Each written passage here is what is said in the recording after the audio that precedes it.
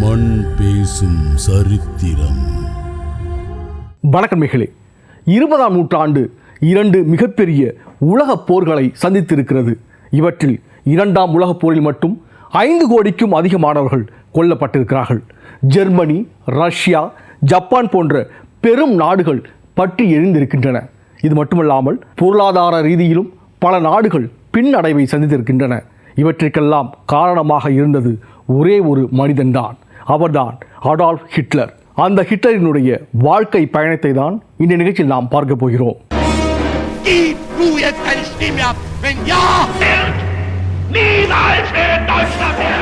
அதிரடி பேச்சால் ஆட்சியை பிடித்த அடால்ஃப் ஹிட்லர், முதல் உலகப் போரின் சிப்பாய் உருவாக்கிய நாஜி படை,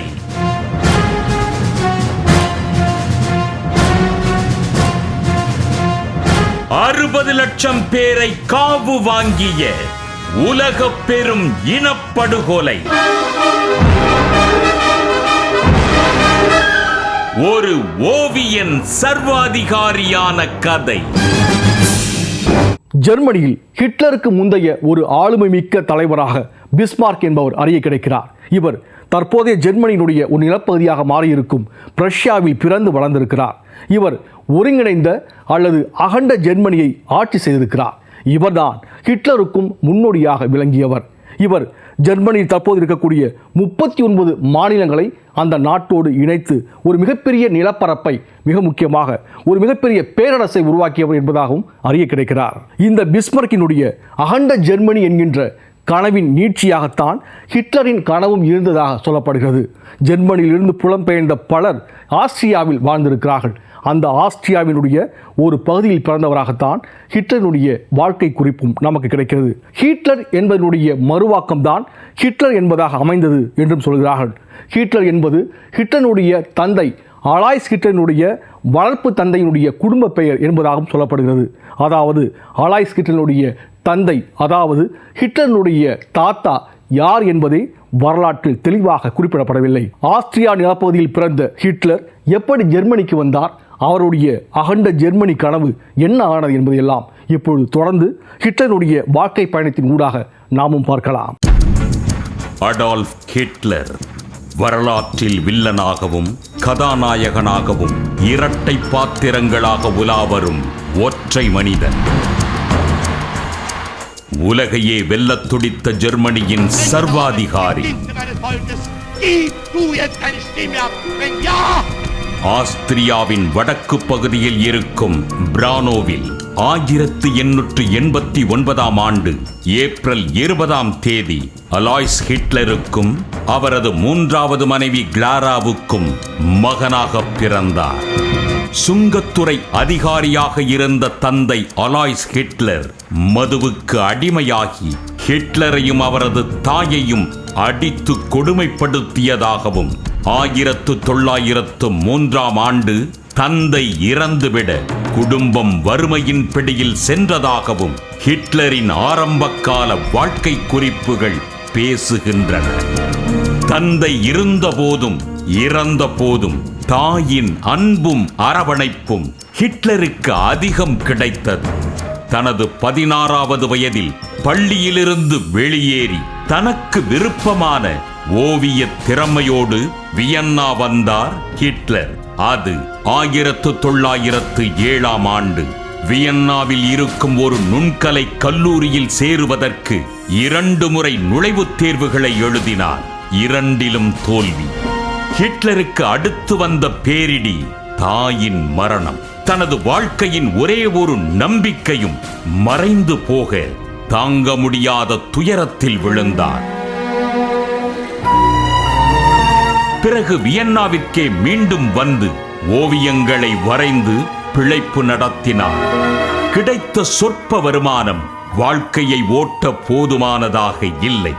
தன்னைப் போலவே பல ஜெர்மானியர்கள் சரியான வாழ்வாதாரம் இன்றி தவிப்பதையும், யூதர்கள் உள்ளிட்ட வந்தேரிகள் செல்வ செழிப்போடு இருப்பதையும் கண்டு உள்ளுக்குள் கொதித்தார் ஹிட்லர்.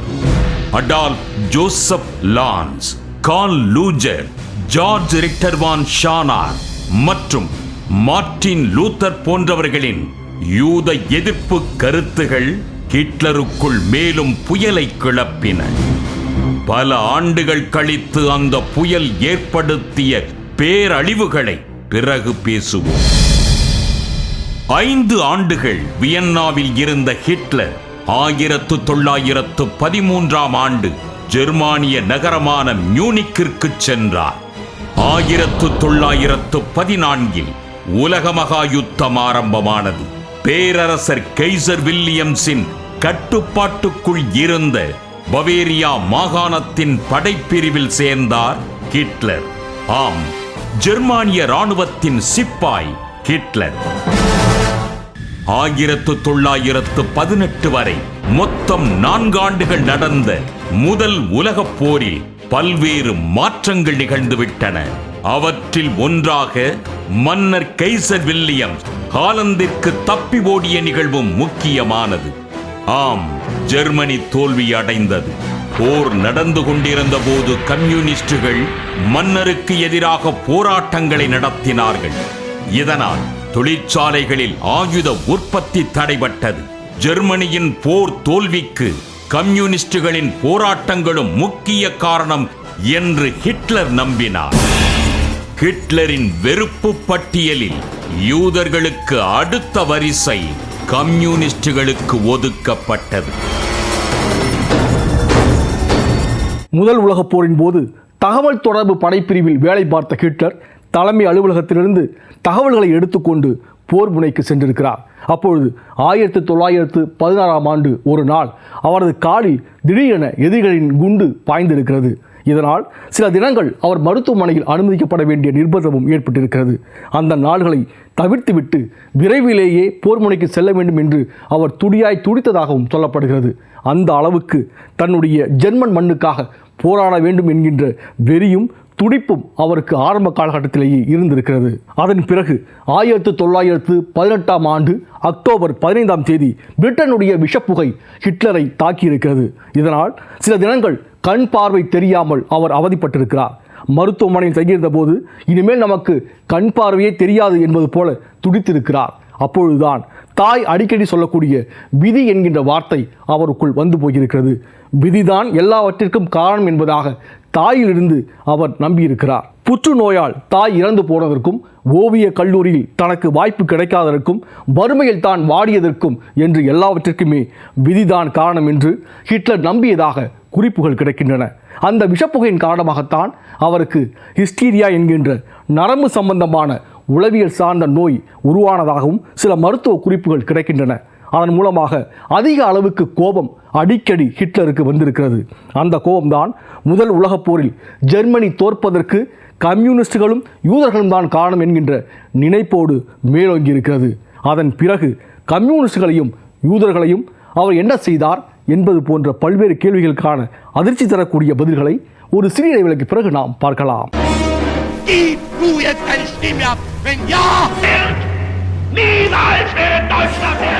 அதிரடி பேச்சால் ஆட்சியை பிடித்த அடால்ஃப் ஹிட்லர்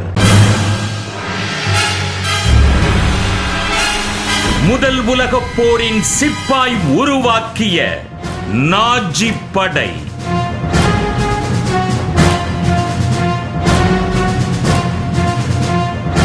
அறுபது லட்சம் பேரை காவு வாங்கிய உலக பெரும் இனப்படுகொலை. ஒரு ஓவியன் சர்வாதிகாரியான கதை. ஹிட்லர் ஜெர்மனியை எந்த அளவுக்கு நேசித்தார் என்பதற்கு அவரது சுயசரிதையில் ஒரு குறிப்பு கிடைக்கிறது.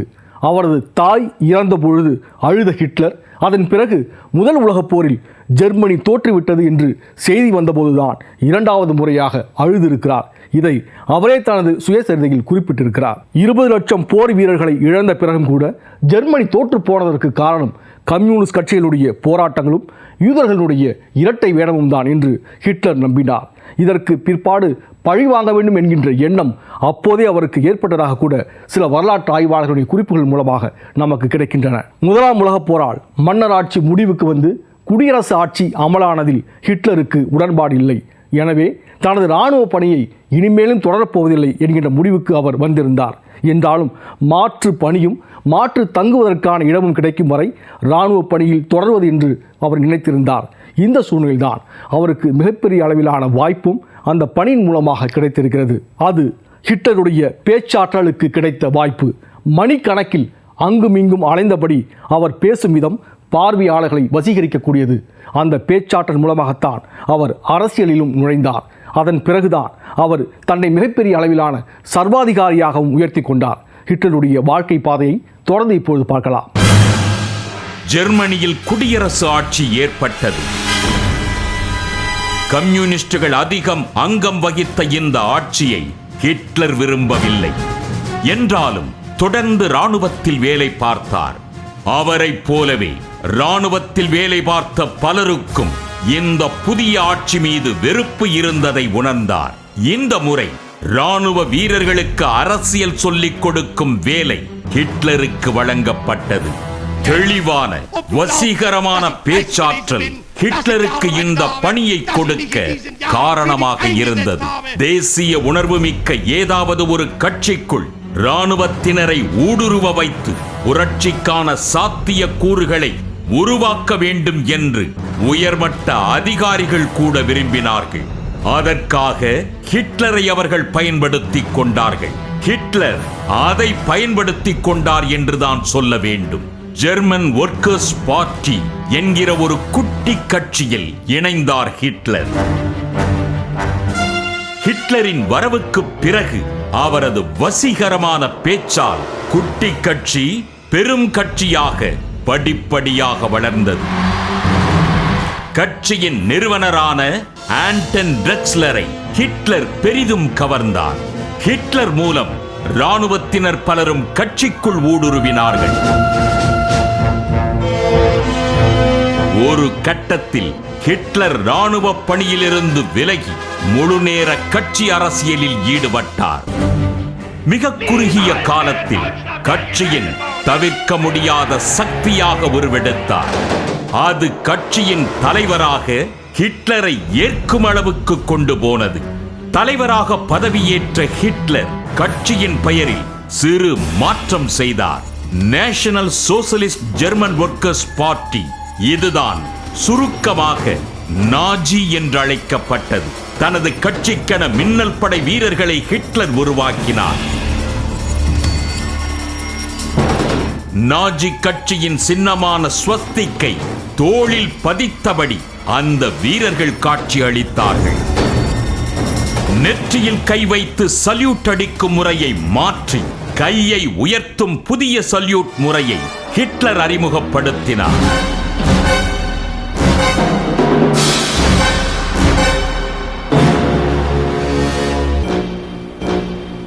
பெர்லினை நோக்கிய மாபெரும் பேரணி உள்ளிட்ட பலகட்ட போராட்டங்களை 1923 ஆண்டு செப்டம்பரில் நடத்த திட்டமிட்டார் ஹிட்லர்.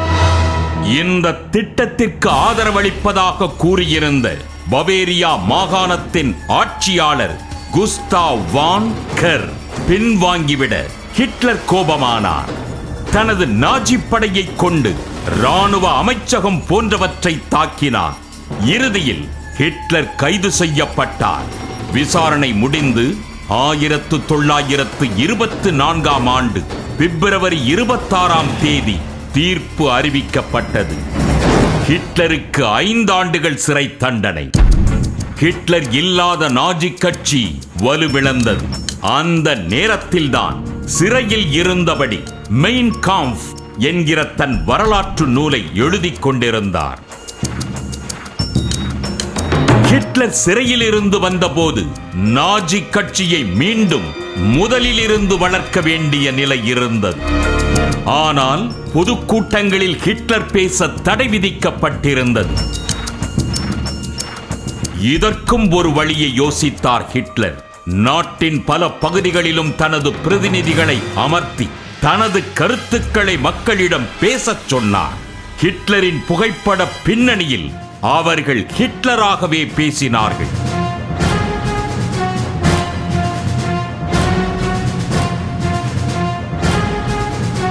முதல் உலகப் போரில் தோல்வியடைந்து சரணடைந்த ஜெர்மனி வெர்சைல்ஸ் ஒப்பந்தத்தின்படி பிரிட்டன் கூட்டணி நாடுகளுக்கு கப்பம் கட்டிக் கொண்டிருந்தது. இது ஜெர்மனியின் பொருளாதார நஷ்டம் மட்டுமல்ல, ஜெர்மானியர்களின் மான பிரச்சனை என்பதாகவும் ஹிட்லரின் கருத்துக்கள் பரவின. ஜெர்மனி ஹிட்லரின் கைகளுக்குள் முழுமையாக வரும் நாட்கள் நெருங்கத் தொடங்கின.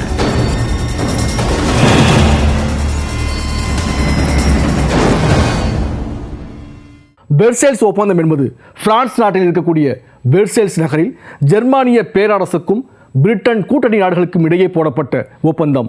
இது 1919ஆம் ஆண்டு ஜனவரி 18ஆம் தேதி போடப்பட்டிருக்கிறது. இதில் 26 நாடுகளைச் சேர்ந்த 70 முக்கிய பிரமுகர்கள் கலந்திருக்கிறார்கள்.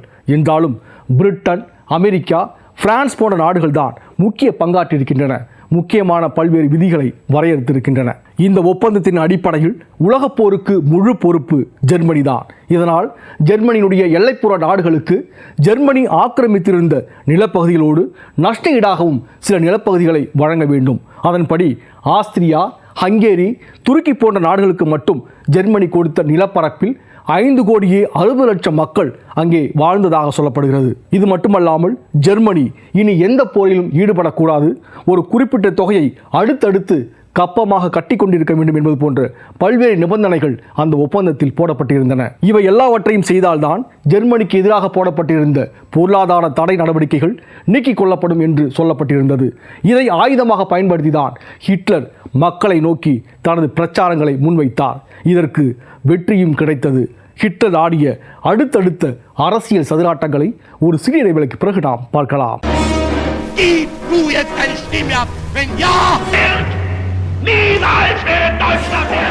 அதிரடி பேச்சால் ஆட்சியை பிடித்த அடால்ஃப் ஹிட்லர் முதல் உலகப் போரின் சிப்பாய் உருவாக்கிய நாஜி படை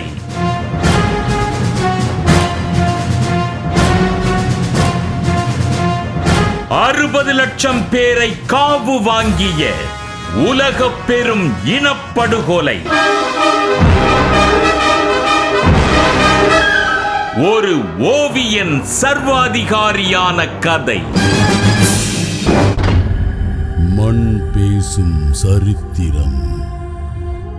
இராணுவத்தில் பணிபுரிந்த போதே ஹிட்லரை சில உளவாளிகள் வட்டமடித்திருக்கிறார்கள். அப்பொழுது அவர்களை விட்டு விலகி ஓடாமல் அவர்களை நோக்கியே துப்பாக்கியை நீட்டியிருக்கிறார் என்று கூட சில குறிப்புகள் கிடைக்கின்றன.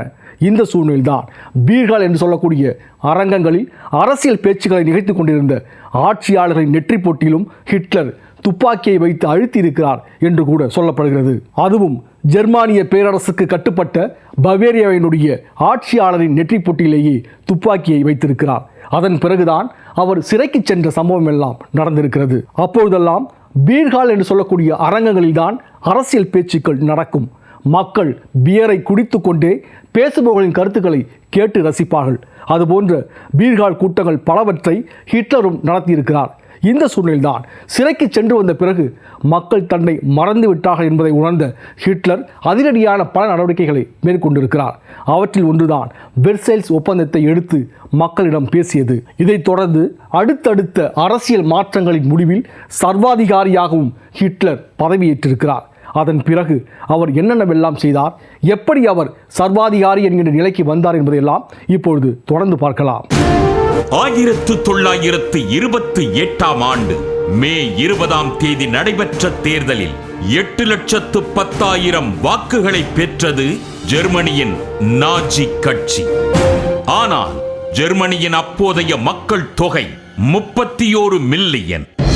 ஹிட்லர் இவ்வளவு குறைவான வாக்குகளை எதிர்பார்க்கவில்லை.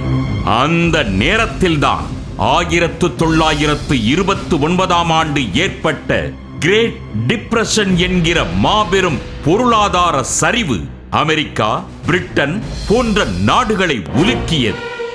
அது ஜெர்மனியிலும் தாக்கத்தை ஏற்படுத்தியது. மக்கள் அவதிப்பட்டார்கள். கம்யூனிஸ்டுகள் ஆட்சியாளர்களை கடுமையாக விமர்சிக்க ஹிட்லரும் சேர்ந்து கொண்டு தாக்கினார். இதன் விளைவாக நாடாளுமன்றம் கலைக்கப்பட்டு தேர்தல் நடந்தது. 107 சீட்டுக்களை பெற்று இரண்டாவது கட்சியாக நாஜி உருவெடுத்தது. ஆனாலும் ஹிட்லருக்கு இது போதாது. 1932 ஆண்டு நடந்த அதிபர் தேர்தலில் ஹிண்டன்பர்க்கை எதிர்த்து போட்டியிட்டார். ஆஸ்திரியாவின் குடியுரிமை பெற்ற ஹிட்லர் ஜெர்மனியின் அதிபருக்கு போட்டியிடுவதா என்கிற கண்டன குரல்கள் எழுந்தன.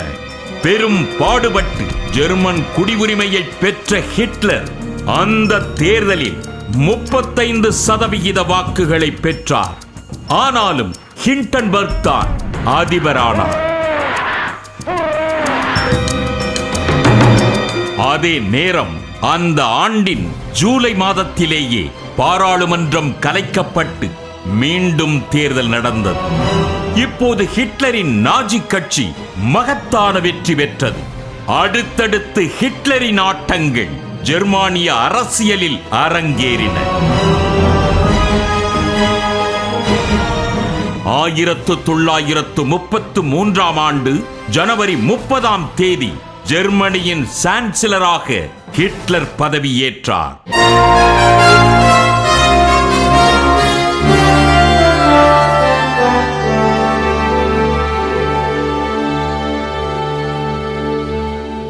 ஆயிரத்து 1933 ஆண்டு மார்ச் 5 மீண்டும் நடத்தப்பட்ட தேர்தலில் ஹிட்லரின் கட்சி தனிப்பெரும்பான்மை பெற்றது.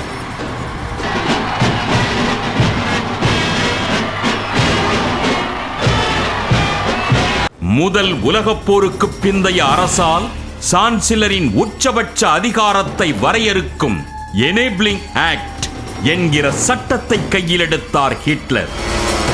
இது கிட்டத்தட்ட எமர்ஜென்சி கால சட்டம். ஹிட்லர் செய்த முதல் வேலை கம்யூனிஸ்ட் கட்சிக்கு தடை. இரண்டாவது வேலை சோசியல் டெமோக்ராட்டிக் உள்ளிட்ட மற்ற கட்சிகளுக்கும் தடை. ஹிட்லரின் தாண்டவங்களால் வெறுத்து போன அதிபர் ஹிண்டன்பர்க் 1934 ஆண்டு ஆகஸ்ட் 2 தீரா கவலையுடன் இறந்து போக அதிபர் பதவியையும் தானே எடுத்துக் கொண்டார் ஹிட்லர். அத்தோடு பாதுகாப்பு காரணம் என்று சொல்லி ஜெர்மன் ராணுவ பதவியையும் அவரே ஏற்றுக்கொண்டார்.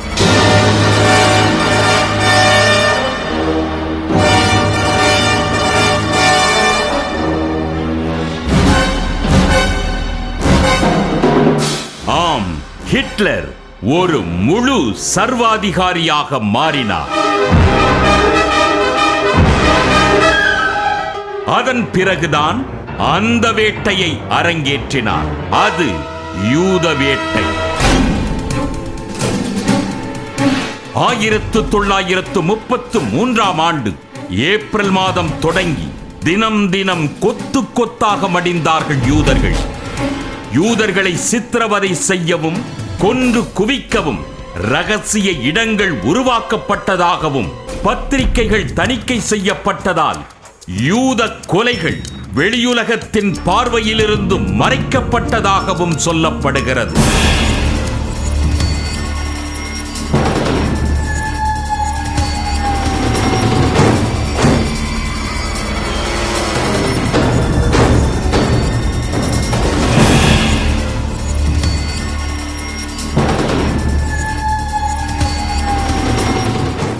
மொத்தம் 60 லட்சம் யூதர்களை ஹிட்லர் கொன்று குவித்ததாக குறிப்பிடப்படுகிறது.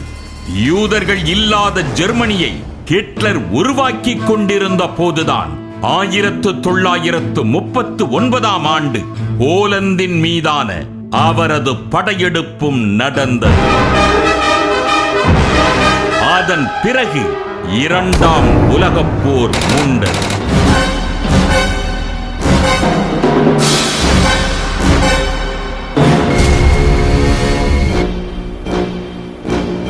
ஹிட்லருக்கு யூதர்கள் மீது ஏன் இவ்வளவு வெறுப்பு வர வேண்டும் என்பதற்கு பல்வேறு காரணங்கள் சொல்லப்படுகின்றன. பொதுவாக 1948 ஆண்டு இஸ்ரேல் உருவாவதற்கு முன்பு யூதர்களுக்கு என்று தனி நாடு கிடையாது. அவர்கள் எந்த நாட்டில் வாழ்கிறார்களோ அந்த நாட்டினுடைய யூதர்களாக கருதப்படுகிறார்கள். என்றாலும் இங்கே ஜெர்மனியில் வாழக்கூடிய பல யூதர்கள் பெரும் பணக்காரர்களாக இருந்திருக்கிறார்கள்.